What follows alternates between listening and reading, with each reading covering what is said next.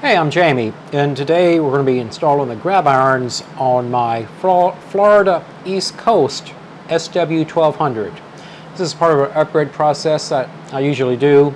Grab irons are something that usually break off anyway, so this is some parts I 3D print, and we're going to install it on the locomotive. So let's just get to it.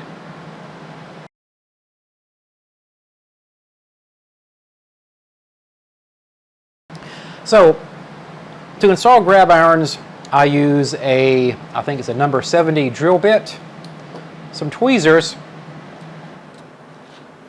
I have the handy dandy micro brush, and a little bit of glue, but not just any glue. I use actually what's called canopy glue. And let me tell you why. So, let's just be frank. If you've been into model railroading for any amount of time, you know these delicate pieces, these little grab irons are the pieces that, well, that's going to break off first. Your friend comes over, your kid, or whatever else, they pick up the locomotive and you hear a little pop snap. And, well, there it goes. So, eventually you're going to replace it. You're going to need to replace it unless you don't touch it. So, this is what I've come up with. I use this glue because, well, it's easy to remove the pieces if you need it. It's not like CA. Don't get me wrong, CA is great for a permanent bonding, but I don't want my grab irons to be on there permanently, like permanently. I want to be able to move it easily. And the canopy glue, or you can use regular white glue, is a good way to make sure they're in there firm. They're not going to be lost, dropped off, and things like that. But it doesn't, how should I say, it doesn't mess up the plastic. It doesn't actually chemically bond the two plastic pieces together. With a little bit of water and some heat, even a little bit of rubbing alcohol, it makes it easy to remove, and you can pop the grab irons on and off, and you don't have to damage your model doing it. So let's just get to it. Before the last video, I had the broken iron here, which I'm going to have to drill out. Again, I'm using a number 70 drill bit, and I'm just going to come in where it should be, and a few twists will open that hole up. And you're going to want to do this even if you replace them. Even if you use that glue, you're going to want to get the glue out. So a number 70, maybe something a little bit smaller depending on the size of the irons, will work perfectly. And I'm going to come in here and do the same thing to my other side. And just a few twists, just to get the gunk and whatever else is in there out. And there we go. And all I'm going to do is take my tweezers, and it's kind of hard. I'm trying to see up here. I actually got a camera so I can see what I'm doing, or a monitor so I can see what I'm doing to make sure I actually get it into the focus. It's been kind of something I've been messing up with before. So, just going to set it in, and then I use a more solid pair of tweezers to actually push it in.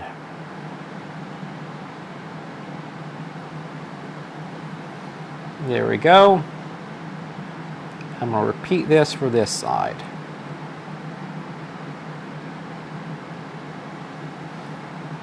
And there we have it. We have our grab irons in. They're just kind of tacked into place. So now what we want to do is to take our glue and the first couple models I built like this, way back when, I actually try to apply the glue to the outside.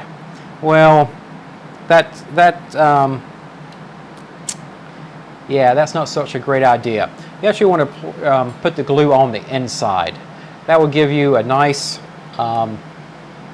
smooth gluing experience where you don't have glue on the outside, because there's no way you're going to get glue everywhere. I have yet to really master getting glue on the model without getting it everywhere. So this is one of my ways I kind of do it. This is brand new glue and I hadn't even opened it yet. And I don't even need the nozzle, which is probably great. I'm just going to take my micro brush, dip it just ever so slightly into the glue, turn the shell inside out, and locate where the drill holes are. And I'm just going to do the first one, and I'm going to apply it to the second one.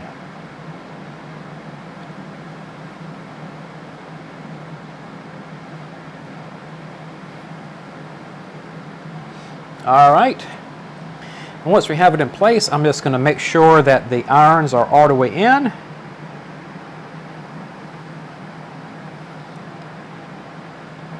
As you get older, things get harder to see.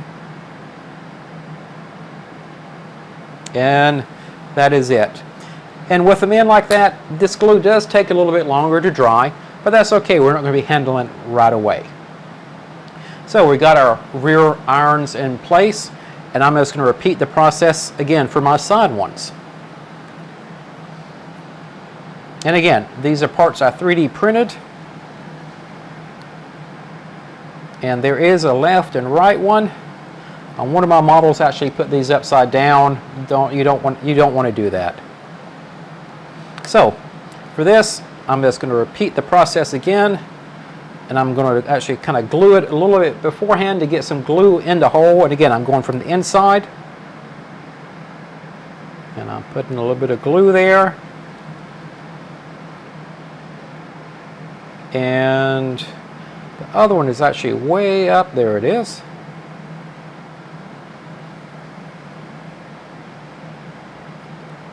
Perfect. So now I can take the iron. I'm actually going to use other tweezers. And I'm going to bring it around into place. And in case you're wondering, I already drilled out these holes to save us some time here. And there.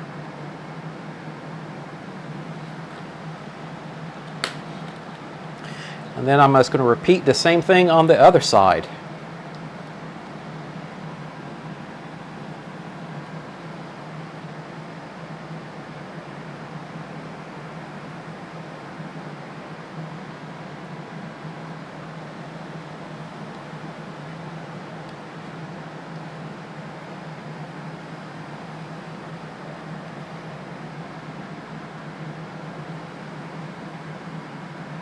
Oh.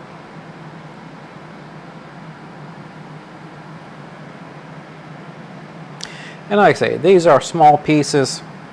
It's good just to kind of just take your time with it. That's one thing this hobby has taught me very well, is to take your time.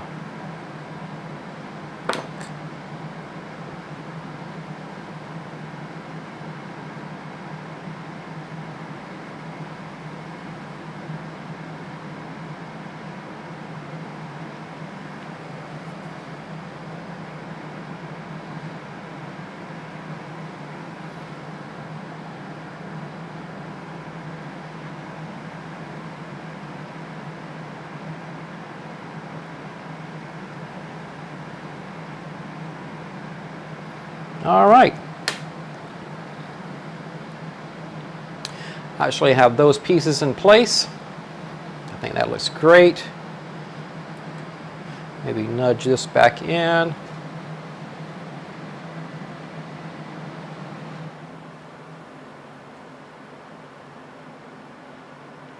All right.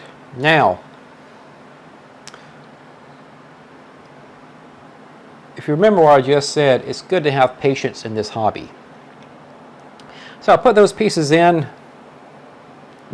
I would like to just go ahead and do the rest of it, but I'm going to be drilling along the side here. I really want this glue to sit up and dry first. I don't want to rush the thing and have the grab iron fall off and that glue to the table instead of the model.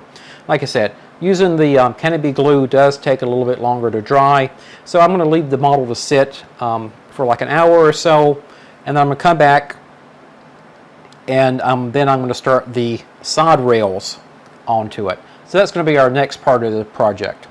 is part of the upgrade process. If you remember, we put on the roller bearing side trucks.